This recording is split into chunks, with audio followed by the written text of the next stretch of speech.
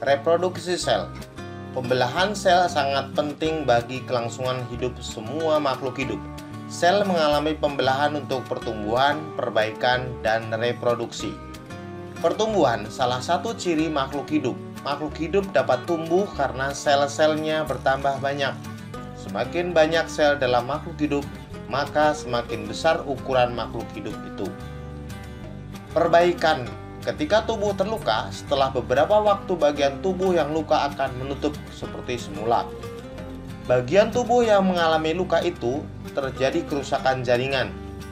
Perbaikan kerusakan jaringan pada tubuh adalah hasil proses pembelahan sel. Reproduksi atau perkembangbiakan adalah salah satu ciri makhluk hidup. Pada proses reproduksi seksual diperlukan sel kelamin untuk membentuk individu baru. Proses pembentukan sel kelamin ini dilakukan dengan cara pembelahan sel.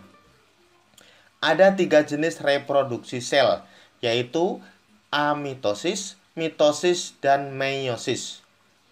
Berikut penjelasan tentang macam-macam pembelahan sel. Pertama, amitosis atau pembelahan biner. Pembelahan amitosis adalah pembelahan sel secara langsung tanpa melalui fase-fase pembelahan seperti yang terjadi pada pembelahan mitosis dan meiosis. Dilakukan oleh organisme prokariotik seperti bakteria dan archaebacteria.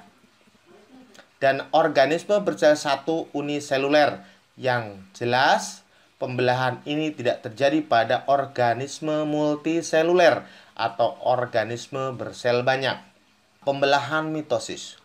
Pembelahan mitosis terjadi pada sel-sel tubuh atau sel somatik pada makhluk hidup. Dihasilkan 2 sel anak yang mempunyai jumlah kromosom sama dengan kromosom sel induk. Jumlah kromosom yang dimiliki oleh sel anakan adalah 2N atau disebut dengan diploid. Mengalami 4 fase pembelahan, yaitu profase, metafase, anafase, dan telofase. Marilah kita bahas satu persatu. Fase-fase tahapan pembelahan mitosis. Interfase merupakan fase istirahat dari pembelahan sel. Namun tidak berarti sel tidak beraktivitas. Justru di fase ini merupakan tahapan yang paling aktif dan penting untuk mempersiapkan pembelahan. Interfase merupakan tahap terlama dari siklus sel, yaitu kurang lebih 90% keseluruhan siklus.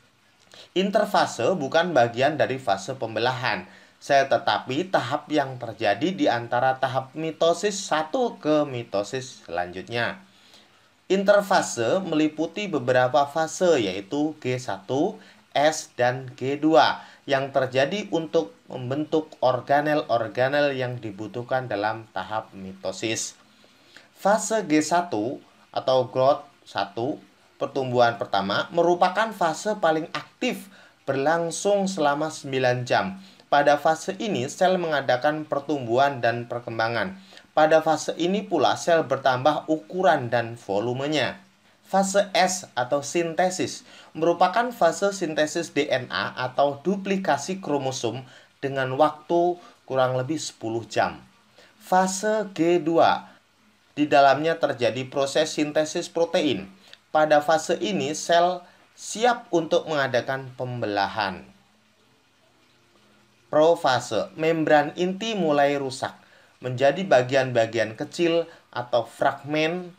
Benang-benang kromatin memadat menjadi kromosom. Metafase, kromosom berjajar pada bidang pembelahan atau bidang ekuator. Anafase, kromatid dari setiap pasangan memisah menuju kutub yang berlawanan. Pada akhir anafase, kedua kutub sel memiliki kromosom yang jumlahnya sama. Telofase, membran inti mulai kembali bergabung, kromosom mulai meregang. Kemudian terbentuklah 2 sel anakan yang memiliki kromosom sama dengan kromosom induknya.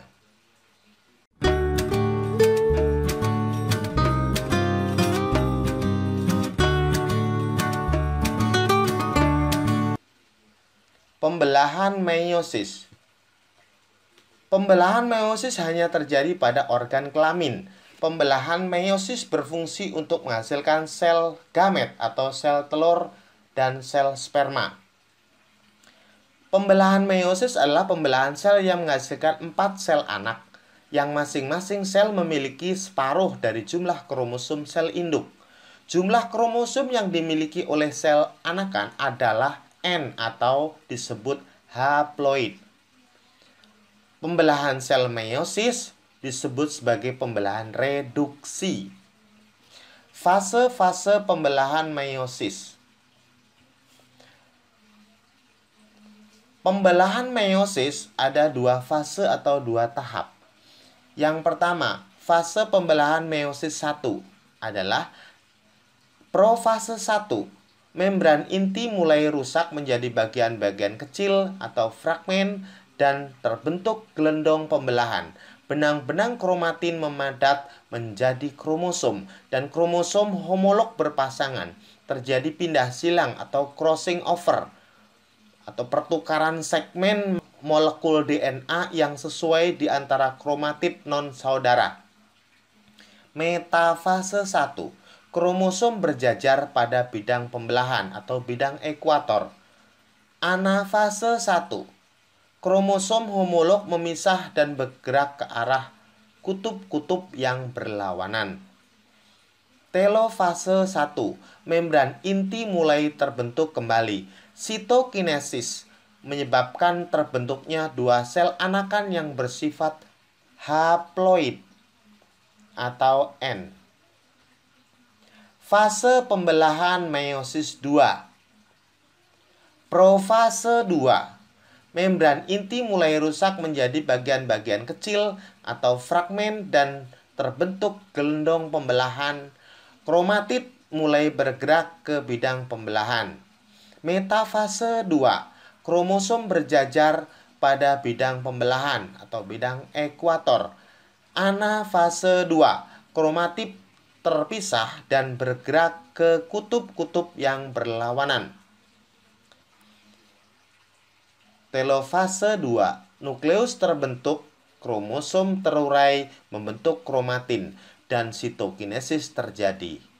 Terbentuklah 4 sel anak dengan jumlah kromosom setengah dari jumlah kromosom sel induk atau haploid atau N.